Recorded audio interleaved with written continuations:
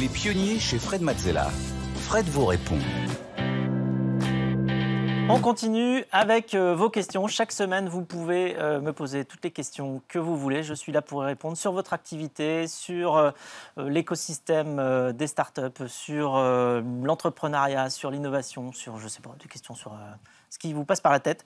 Et je suis là pour y répondre. Et justement, pour poser vos questions, c'est très simple. Ça se passe par écrit ou en format vidéo. Rendez-vous sur la page des pionniers de BFM Business. Vous pouvez également nous envoyer un mail, lespionniers@bfmbusiness.fr. Et vous avez également un QR code qui s'affiche sur votre écran. Et on commence tout de suite, Fred, avec la question de Flavia. Faut-il être obsédé par ses concurrents ? Obsédé, c'est un peu fort. Je pense que déjà, il faut voir les concurrents comme un bon signe. En fait, ça paraît contradictoire. Mais quand on a des concurrents, ça veut dire qu'on a potentiellement un marché. Ça veut dire qu'il y a un intérêt pour ce qu'on va construire et la solution qu'on est en train d'imaginer. Donc, c'est déjà un bon signe. Ça veut dire que si on construit bien son activité, on va pouvoir trouver son marché. Au-delà de ça, ça veut dire qu'il y a d'autres gens qui réfléchissent au même problème. Donc, en fait, ils peuvent aussi avoir de très bonnes idées. Et donc, dans ces cas-là, on a plusieurs cerveaux pour réfléchir aux problèmes qu'on adresse. Donc, il ne faut surtout pas s'empêcher d'aller regarder la concurrence, d'aller regarder comment ils traitent le problème, comment ils le résolvent, et de s'en inspirer pour soi-même, non seulement prendre les bonnes idées qu'il peut y avoir chez les concurrents, mais aussi, de son côté, venir rajouter ce qui manque.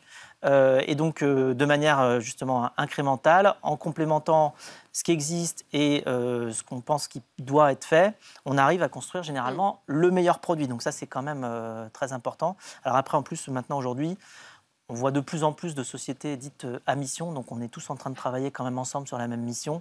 Et donc il peut y avoir aussi des formes de collaboration, y compris entre concurrents. Enfin, en tout cas, il faut les connaître et il faut discuter avec eux. De toute façon, ce qui déterminera le succès ou l'échec de la société, in fine, ça sera l'exécution que nous, on y amène. Donc de toute manière, ça veut bien dire qu'il faut beaucoup travailler. Voilà pour la question de Flavia. On poursuit avec la question de Michael. Vous parlez souvent de l'importance des retours clients. Vous souvenez-vous d'un retour client qui vous a fait modifier votre produit en profondeur ? Oui, alors plusieurs. Bon, déjà, effectivement, moi j'ai quand même passé des milliers d'appels téléphoniques et de covoiturage, à parler de covoiturage, à tel point que des fois dans des covoiturages, au bout de 3 quarts d'heure, on me disait est-ce qu'on ne peut pas changer de sujet, tu parles de covoiturage, qu'est-ce qui se passe ? Il fallait que j'explique pourquoi j'étais aussi intéressé que ça. Mais en tout cas, effectivement,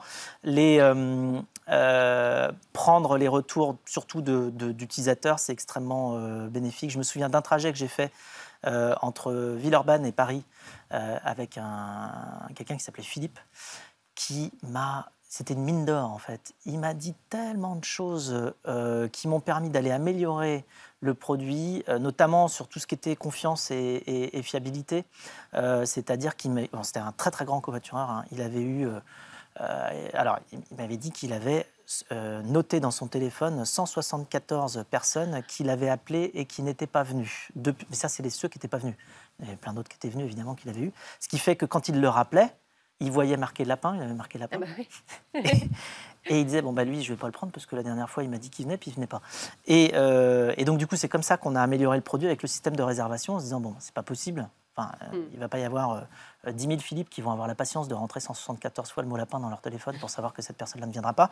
Et donc, avec le système de réservation, on a diminué les annulations d'un facteur plus que 10. Donc, on est passé de 35% d'annulation à 3%. Colossal quand même. Simplement parce qu'on a amélioré, avec le système de réservation, la possibilité pour le passager de réserver à l'avance. Après, il y a aussi d'autres retours. Je me souviens notamment ce qui nous a conforté dans l'utilisation du changement de marque, quand même assez profond, pour passer de covoiturage.fr à Blablacar, c'est que sur covoiturage.fr, on avait des petites icônes qui disaient sur les profils bla, blabla ou blablabla pour indiquer si on parle beaucoup ou pas, ce qui est toujours le cas. Ouais.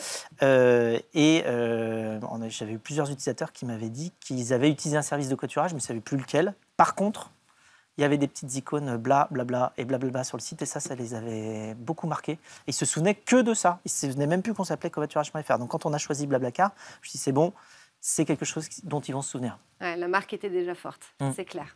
Merci beaucoup, Fred.